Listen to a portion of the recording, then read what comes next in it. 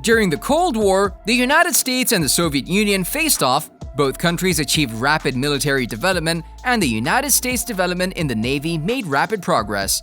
What we're going to introduce today is a military weapon of the US Navy. This weapon is the latest equipment of the 21st century. It's a US-class amphibious assault ship. What kind of equipment is worth the $3 billion cost? Let's take a look together.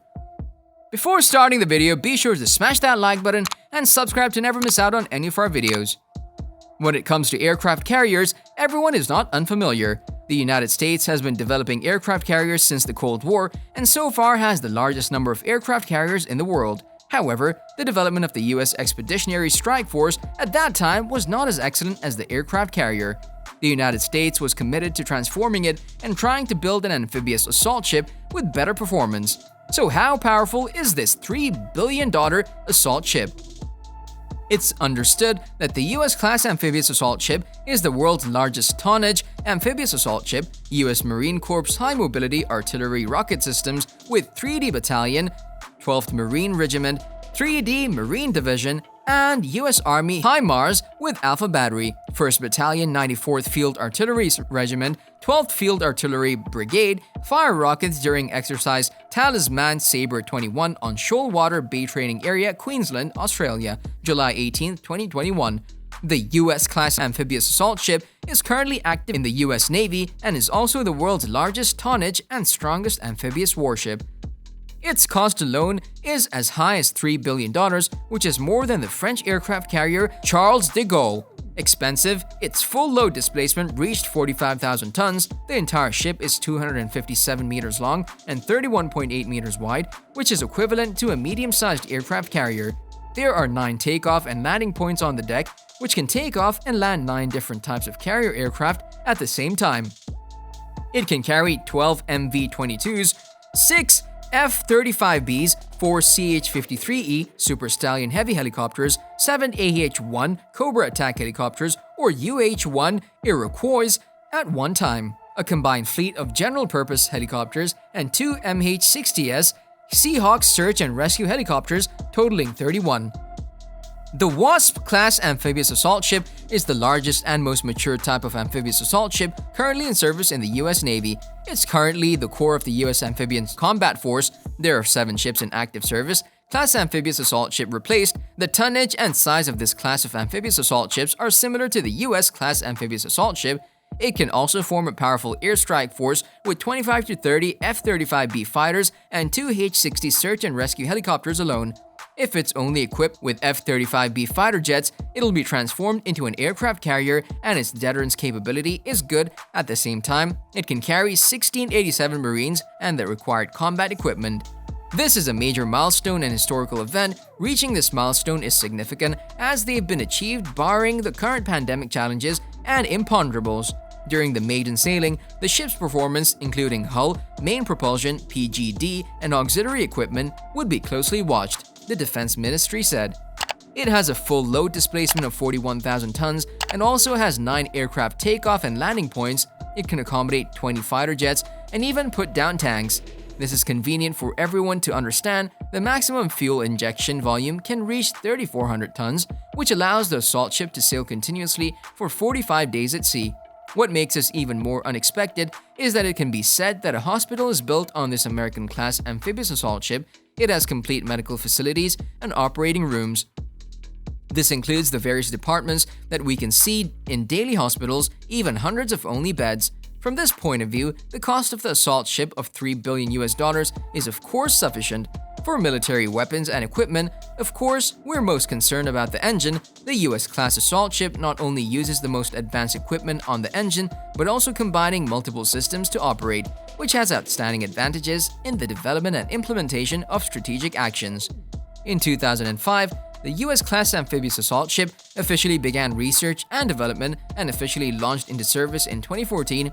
On June 17th, Navy spokesman Captain Clay Doss told Defense News that the funding would support ongoing design efforts, development evaluation of the detailed design and construction, and preparation execution of Milestones BC.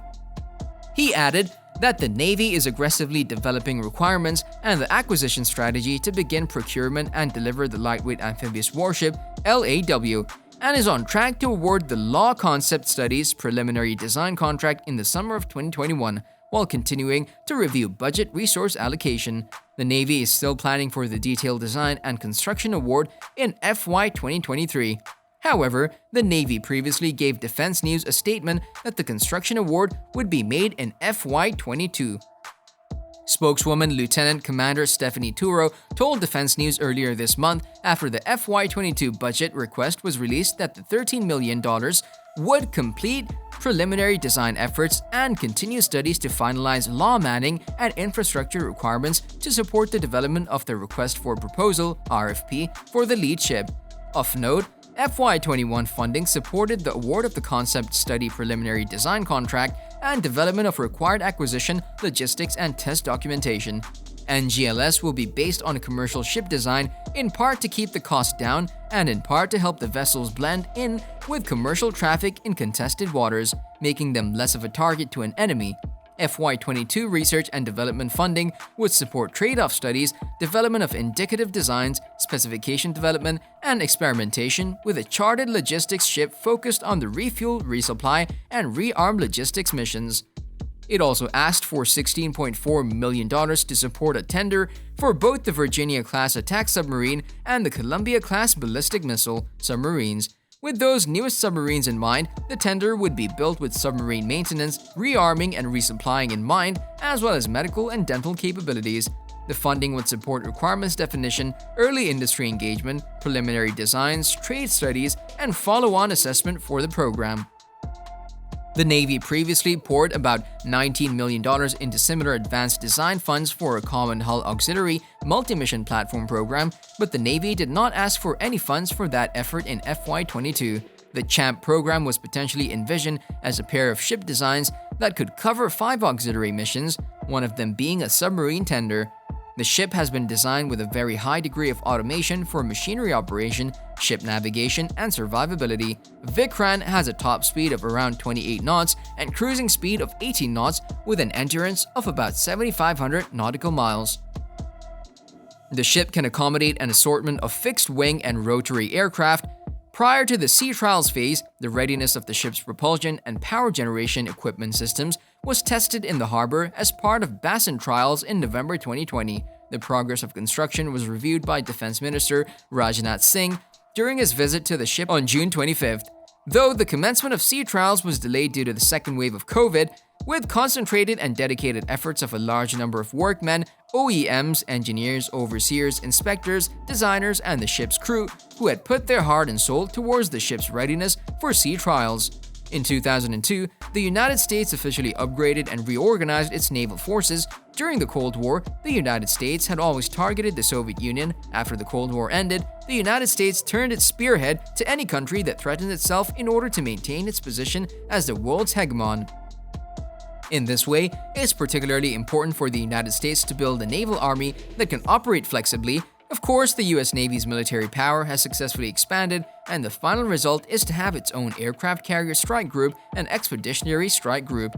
When it comes to aircraft carriers, everyone is not unfamiliar. The United States has been developing aircraft carriers since the Cold War and so far has the largest number of aircraft carriers in the world. However, the development of the US Expeditionary Strike Force at that time was not as excellent as the aircraft carrier.